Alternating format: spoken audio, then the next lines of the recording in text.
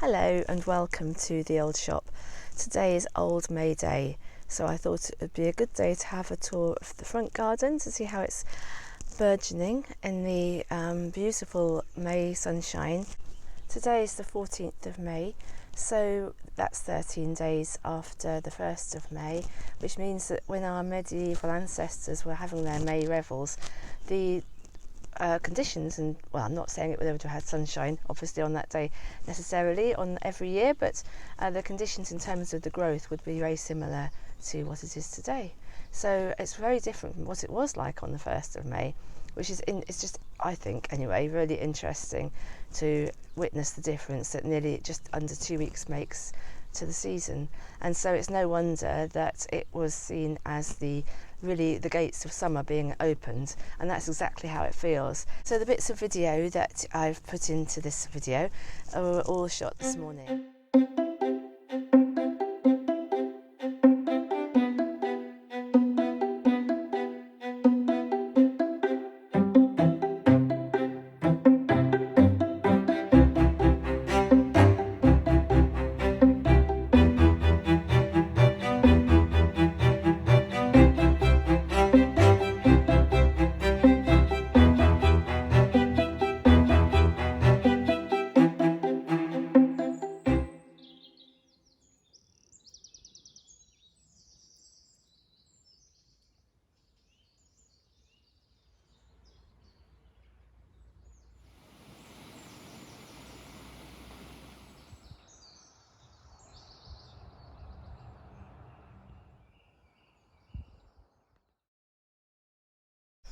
I thought that a nice way to show you the back garden and the abundance which is there even amongst all the stuff that needs doing still would be to have a little Aquilegia Festival. So I'll just show you, I've got this beautiful pink one here. Now all the Aquilegias in the back garden, I think all of them, have just come by themselves. They've self-seeded from either what was here before the garden was flattened, or they've just wafted in one way or another. And there's so many at the moment and they've just all come out, and they're all different colours because that's what Aquilegias do, which I adore because you never know what you're going to get when you see the leaves to start with. So I thought we'd just have a little revel in the beauty of them. They're called Aquilegias, which means eagle. I just thought to have some resemblance with these spurs behind them to an eagle, but also called columbines, and columb is dove, so they're a kind of strange mixture between an eagle and a dove in terms of the imagery that's been attributed to them, which I really like. They've got these two sides to them. A lot of them are purple, as you can see, but not all of them by any means. So we'll have a look at this one here, which is white, and it's not only white, but it's a kind of double one. It's come out double, so it's all frilly, and it's got this lovely green tinge to the unopened or semi-opened flowers. I'm always a real sucker for flowers with green on them. And here is another purple, but there's a pink here. I always prize the pink ones, and particularly a kind of pinky cream one, which I don't think there are possibly any of at the moment, but you never know if the white one here and the white and the pink ones hybridize. That's what might come. This one here is another beautiful frilly double one. That's a single flower on the same plant, and that's a double one on the same plant. So that's interesting in itself that they do that. Another purple one down here. You notice how cleverly distracting you from all the other stuff going on or not going on. Another white one, and right next to glorious purple. And another, you see, even though I'm saying purple and purple, there's a purple one, but the purple one behind is actually a different shade of purple. It's much darker. So they vary even within that. Another one nestling under the alder tree there. I don't know, once the trees grow more, I don't know whether they'll shade out the Aquilegias, but Aquilegias are really adaptable. They don't mind shade, they'll just self-seed anywhere. So I'm hoping that at least some of them will continue to feel happy here. This little one here is really green. I don't know what will happen when that one comes out fully. I don't know why it hasn't come out compared to some of the others. It's just really interesting to see what they do. They've all got their own ways, I think. And this is another purple one, which again is only just coming out now. And a really tall purple one here, really tall. It's right next to an apple tree, but that again won't matter, they'll regulate themselves. I tell myself. And there's a birch tree next to that. I'm not supposed to be showing you the trees at the moment. They were on an Aquilegia Festival, aren't we? I'm not sure whether we've seen most of the ones now in the front. And there's some more purples behind there.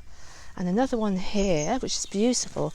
I actually really like them before they open fully, when you can see the green, all these green edges and the green on the buds. Beautiful. There are just so many. The more you look, the more you see. There's another little one peeping out down there, as well, among the birch leaves. So I'd love to know which are your favourites. Do you like pale and interesting, or pink and frilly, or dark and moody?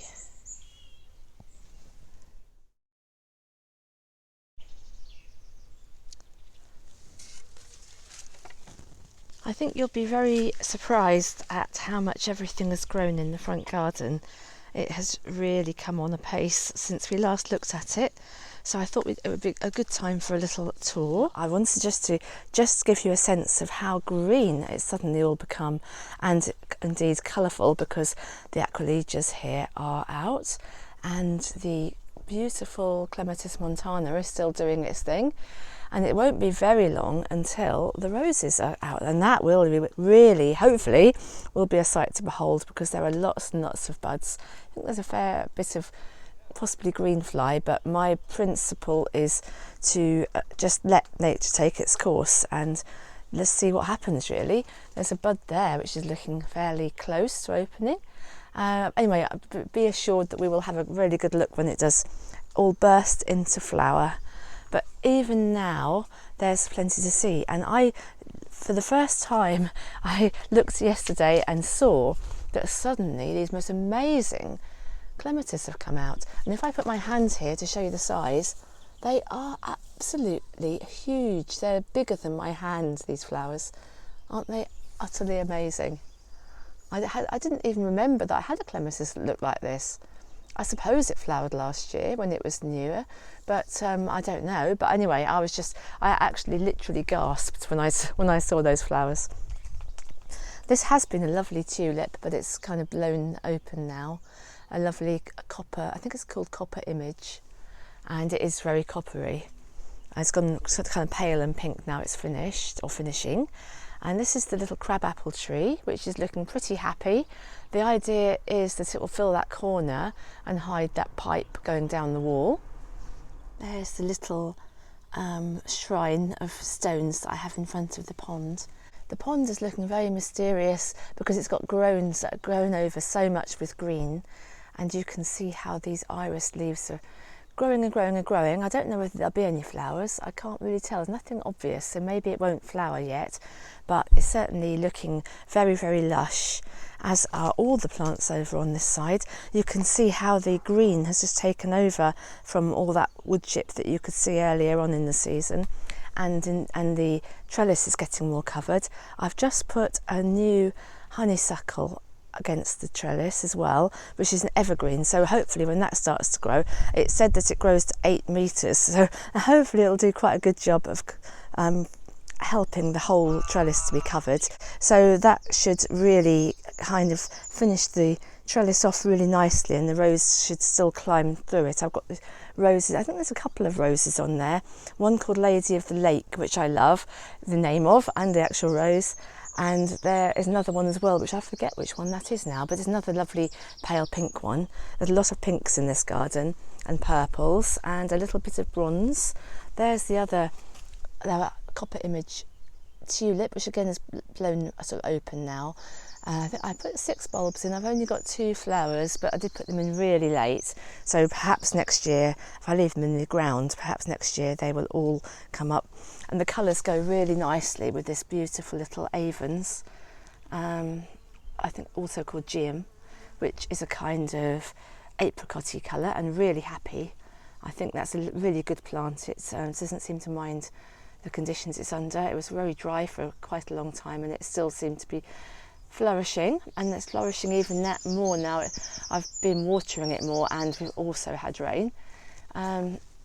So I think that's probably, if we come round to the beginning of the garden again, I think that's probably all I wanted to show you this time. The willow is quite a long way off being a willow arch still, but it's going in the right direction.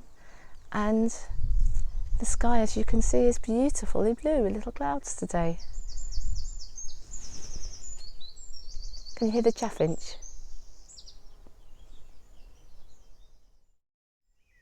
This is a little PS because I found some more Aquilegias I hadn't shown you earlier.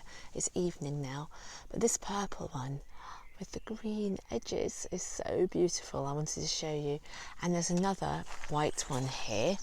This is along the side border next to the trellis where the rowan tree is, and the cherry tree and the hawthorn, and this little pond here.